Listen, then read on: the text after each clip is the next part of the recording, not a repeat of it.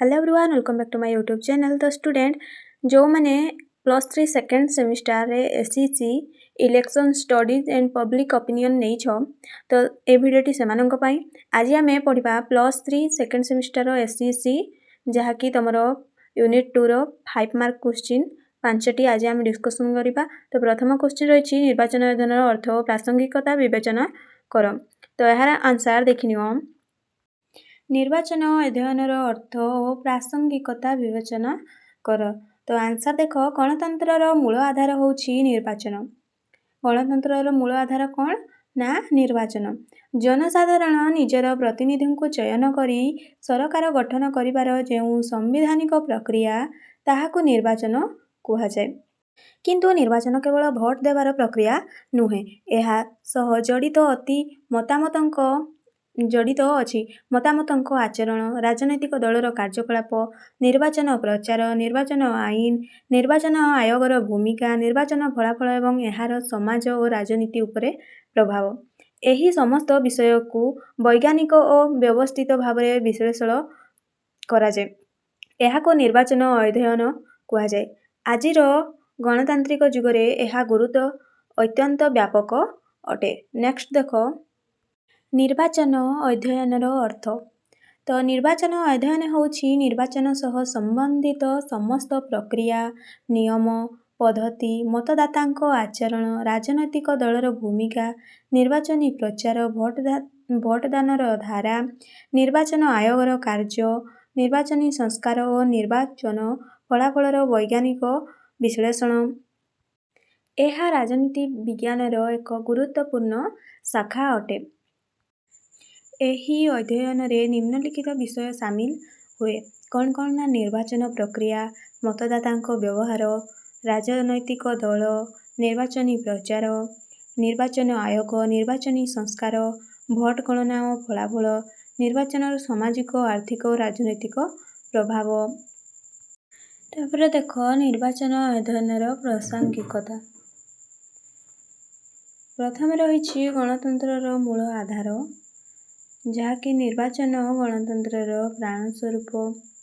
निर्वाचन अध्ययन द्वारा गणतंत्र किपरि कार्य करे एवं जनसाधारण इच्छा किपरि सरकार गठन रे प्रतिफलित हुए ताहा बुझीहेब।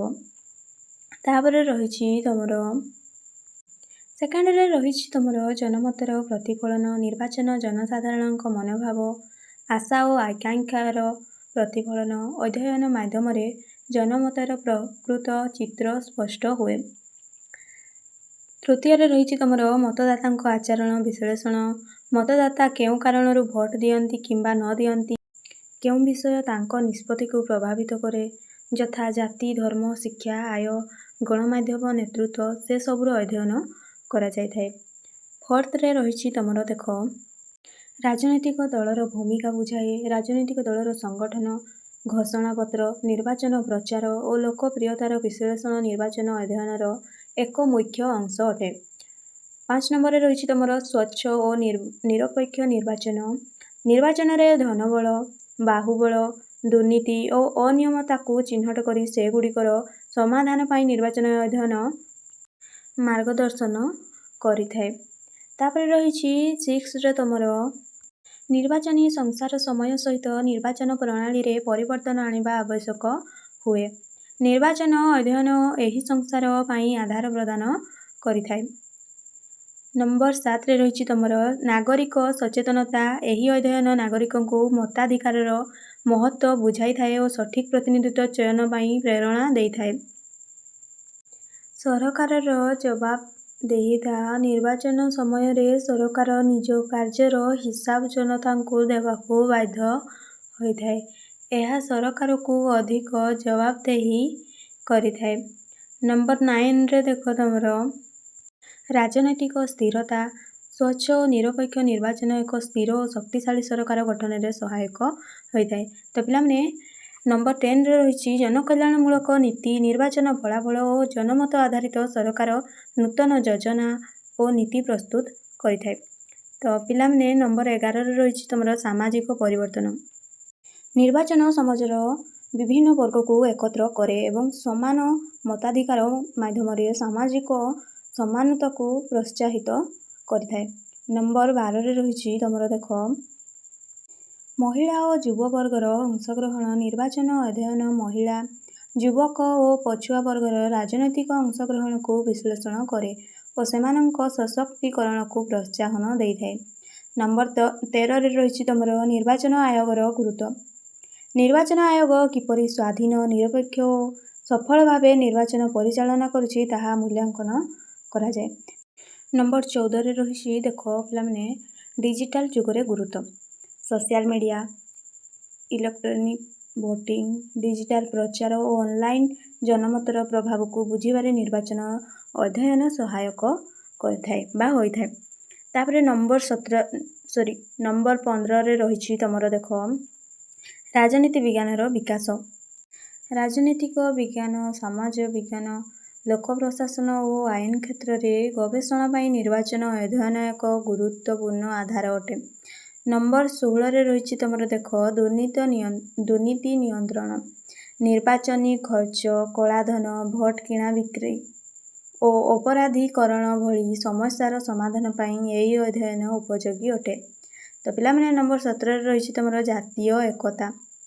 ସମସ୍ତ ନାଗରିକଙ୍କୁ ସମାନ ମତାଧିକାର ଦେଇ ନିର୍ବାଚନ ଜାତୀୟ ଏକତା ଓ ଗଣତାନ୍ତ୍ରିକ ମୂଲ୍ୟବୋଧକୁ ସୁଦୃଢ଼ କରିଥାଏ। ତ ନମ୍ବର 18ରେ ରହିଛି ତମର ପିଲାମାନେ ଦେଖ ଆନ୍ତର୍ଜାତୀୟ ତୁଳନା। ବିଭିନ୍ନ ଦେଶର ନିର୍ବାଚନ ପ୍ରଣାଳୀର ତୁଳନା କରି ଉନ୍ନତ ପ୍ରଣାଳୀ ଗ୍ରହଣ କରିବାରେ ସହାୟକ ହୁଏ। ନିର୍ବାଚନ ଅଧ୍ୟୟନର ଉଦ୍ଦେଶ୍ୟ ଗଣତନ୍ତ୍ରକୁ ସୁଦୃଢ଼ କରିବା, ସ୍ୱଚ୍ଛ ଓ ନିରପେକ୍ଷ ନିର୍ବାଚନ ସୁନିଶ୍ଚିତ କରିବା, ମତଦାତାଙ୍କ ଆଚରଣ ବିଶ୍ଳେଷଣ କରିବା, ନିର୍ବାଚନୀ ସଂସ୍କାରକୁ ପ୍ରୋତ୍ସାହନ ଦେବା। ଏସବୁ ରହିଛି ତମର ନିର୍ବାଚନ ଅଧ୍ୟୟନର ଉଦ୍ଦେଶ୍ୟରେ।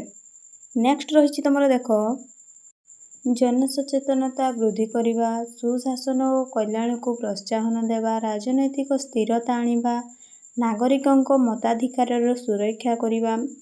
ତାପରେ ରହିଛି ଦେଖ ଏଣ୍ଡରେ ରହିଛି ତମର ଦେଖ ନିର୍ବାଚନ ଅଧ୍ୟୟନ କେବଳ ଭୋଟଦାନ ପ୍ରକ୍ରିୟାର ଅଧ୍ୟୟନ ନୁହେଁ ବରଂ ଏହା ଗଣତନ୍ତ୍ରର ସମଗ୍ର ବ୍ୟବସ୍ଥା, ଜନମତ, ମତଦାତାଙ୍କ ଆଚରଣ, ରାଜନୈତିକ ଦଳ, ନିର୍ବାଚନ ଆୟୋଗ ଓ ସୁଶାସନର ବୈଜ୍ଞାନିକ ବିଶ୍ଳେଷଣ।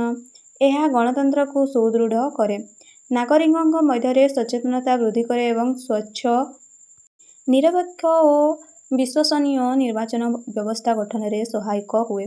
ସେଥିପାଇଁ ଆଧୁନିକ ଗଣତାନ୍ତ୍ରିକ ରାଷ୍ଟ୍ରରେ ନିର୍ବାଚନ ଅଧ୍ୟୟନର ପ୍ରାସଙ୍ଗିକତା ଅତ୍ୟନ୍ତ ଅଧିକ ହୋଇଥାଏ। ତାପରେ ରହିଛି ଦେଖ ତ ପିଲାମାନେ ତମର ସେକେଣ୍ଡ କ୍ୱେଶ୍ଚିନ୍ ରହିଛି ନିର୍ବାଚନ ଅଧ୍ୟୟନରେ ଭୋଟରଙ୍କ ଆଚରଣ ଗୁରୁତ୍ୱ ବିଷୟରେ ଆଲୋଚନା କର। ତ ଆନ୍ସର ଦେଖ ଗଣତନ୍ତ୍ରରେ ନିର୍ବାଚନ ହେଉଛି ଜନସାଧାରଣଙ୍କ ଇଚ୍ଛାର ପ୍ରତିଫଳନ।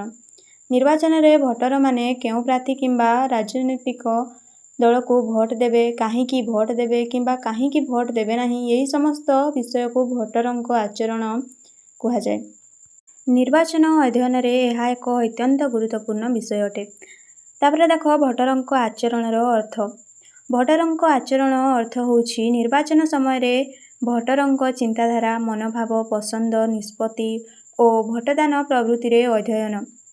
ଏହା ଜାଣିବାକୁ ଚେଷ୍ଟା କରେ ଯେ କେଉଁ କାରଣରୁ ଜଣେ ଭୋଟର ନିର୍ଦ୍ଦିଷ୍ଟ ପ୍ରାର୍ଥୀ କିମ୍ବା ଦଳକୁ ସମର୍ଥନ କରିଥାନ୍ତି। ଭୋଟରଙ୍କ ଆଚରଣର ଗୁରୁତ୍ୱ। ପ୍ରଥମେ ରହିଛି ଗଣତନ୍ତ୍ରକୁ ସୁଦୃଢ଼ କରିଥାଏ।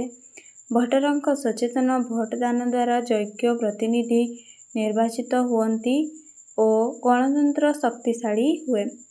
ସେକେଣ୍ଡରେ ରହିଛି ଜନମତର ପ୍ରତିଫଳନ। ଭୋଟରଙ୍କ ଆଚରଣ ଦ୍ୱାରା ଲୋକଙ୍କ ଆଶା, ଆକାଂକ୍ଷା ଓ ସମସ୍ୟା ସରକାରଙ୍କ ସମ୍ମୁଖରେ ପ୍ରକାଶ ପାଇଥାଏ। ଥାର୍ଡ଼ରେ ରହିଛି ସରକାର ଗଠନରେ ସହାୟକ। ଫିଫ୍ଥରେ ରହିଛି ତମର ନିର୍ବାଚନୀ ଫଳାଫଳ ବୁଝିବାରେ ସହାୟକ। ଭୋଟରଙ୍କ ଆଚରଣ ଅଧ୍ୟୟନ ପାଇଁ କେଉଁ ଦଳ କାହିଁକି ବିଜୟୀ କିମ୍ବା ପରାଜିତ ହେଲା ତାହା ବୁଝିହେବ। ସିକ୍ସରେ ରହିଛି ତମର ନିର୍ବାଚନୀ ସଂସ୍କାରରେ ସହାୟକ। ଭୋଟ ଦାନରେ ଅନାଗ୍ରହ, ଧନବଳ, ବାହୁବଳ କିମ୍ବା ଅନ୍ୟାନ୍ୟ ସମସ୍ୟା ଚିହ୍ନଟ କରି ସଂସ୍କାର ପାଇଁ ପଦକ୍ଷେପ ନିଆଯାଇପାରେ। ସେଭେନରେ ରହିଛି ତମର ସାମାଜିକ କାରକର ପ୍ରଭାବ ଜଣାଏ। 8ରେ ଦେଖ ଜନସଚେତନର ବୃଦ୍ଧି କରେ। ଭୋଟରଙ୍କ ଆଚରଣ ଅଧ୍ୟୟନ ନାଗରିକଙ୍କୁ ସଚେତନ କରେ ଏବଂ ସଠିକ୍ ଭାବରେ ମତାଧିକାର ପ୍ରୟୋଗ କରିବାରେ ପ୍ରେରଣା ଦେଇଥାଏ। 9ରେ ରହିଛି ସୁଶାସନକୁ ପ୍ରୋତ୍ସାହନ। ସଚେତନ ଭୋଟର ଯୋଗ୍ୟ ପ୍ରାର୍ଥୀଙ୍କୁ ଚୟନ କରନ୍ତି, ଫଳରେ ଭଲ ଶାସନ ବ୍ୟବସ୍ଥା ଗଠିତ ହୁଏ। 10ରେ ରହିଛି ଗବେଷଣାର ଗୁରୁତ୍ୱ। ଏସବୁ ରହିଛି ତୁମର ନୋଟ୍ ଗୁଡ଼ା, ଯାହାକୁ ଦରକାର ସେ ସ୍କ୍ରିନଶଟ୍ କରି ନିଅନ୍ତୁ। ତ ଷ୍ଟୁଡେଣ୍ଟ ତୁମର ଥାର୍ଡ଼ କ୍ୱେଶ୍ଚିନ୍ ରହିଛି ରିପ୍ରେଜେଣ୍ଟେସନ୍ ଅଫ୍ ପିପଲ୍ ଆକ୍ଟ 1951ର ବ୍ୟବସ୍ଥା ଗୁଡ଼ିକ ବିବେଚନା କର। ତ ଏ କ୍ୱେଶ୍ଚିନ୍ର ଆନ୍ସର୍ ଗୁଡ଼ା ସ୍କ୍ରିନଶଟ୍ କରିନିଅ, କାରଣ ଭିଡ଼ିଓଟି ଲଙ୍ଗ୍ ହୋଇଯାଉଛି। ତ ନେକ୍ସଟ କ୍ୱେଶ୍ଚିନ୍ ଦେଖ। ତ ପିଲାମାନେ କହିଦେବାକୁ ଚାହୁଁଛି ଯେ ଯେଉଁମାନେ ହ୍ୱାଟ୍ସଆପ୍ ଗ୍ରୁପ୍ରେ ଜଏନ୍ ହୋଇନ ଯାଇକି ଜଏନ୍ ହୁଅ, ଯାହାଦ୍ୱାରା କି ତୁମମାନଙ୍କୁ ନୋଟ୍ ପ୍ରଥମେ ମିଳିପାରିବ।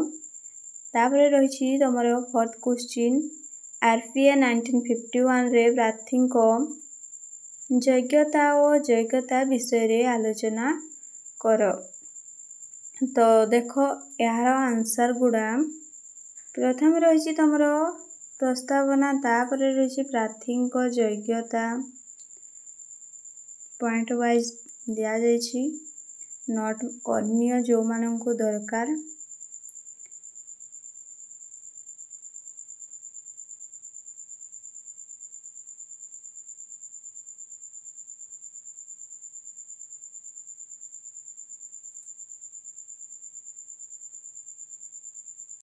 ତାପରେ ରହିଛି ତୁମର ଦେଖ 5th ନମ୍ବର କ୍ୱେଶ୍ଚିନ୍ରେ RPA 1951ରେ ନିର୍ବାଚନ ଅଯୋଗ୍ୟତାର ଗୁରୁତ୍ୱ ବିବେଚନା କର।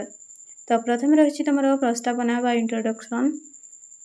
ପିଲାମାନେ ଯେହେତୁ ତୁମର ଏକ୍ଜାମ୍ ପାଖେଇ ଆସିଲାଣି, ତ ଯେଉଁ ସବଜେକ୍ଟର ନୋଟ୍ ଆଣ୍ଡ କ୍ୱେଶ୍ଚିନ୍ ଆନ୍ସର୍ ଦରକାର କମେଣ୍ଟରେ ଜଣାଅ। ଆଉ ଯେଉଁମାନେ ଚ୍ୟାନେଲକୁ ସବସ୍କ୍ରାଇବ୍ କରିନ ଯାଇକି ସବସ୍କ୍ରାଇବ୍ କରିନିଅ। ତ ଭିଡ଼ିଓଟି ଭଲ ଲାଗିଥିଲେ like, comment, share and subscribe ନିହାତି କରିଦେବ। ତ ନେକ୍ସଟ ଭିଡ଼ିଓରେ ଦେଖା ହେବା।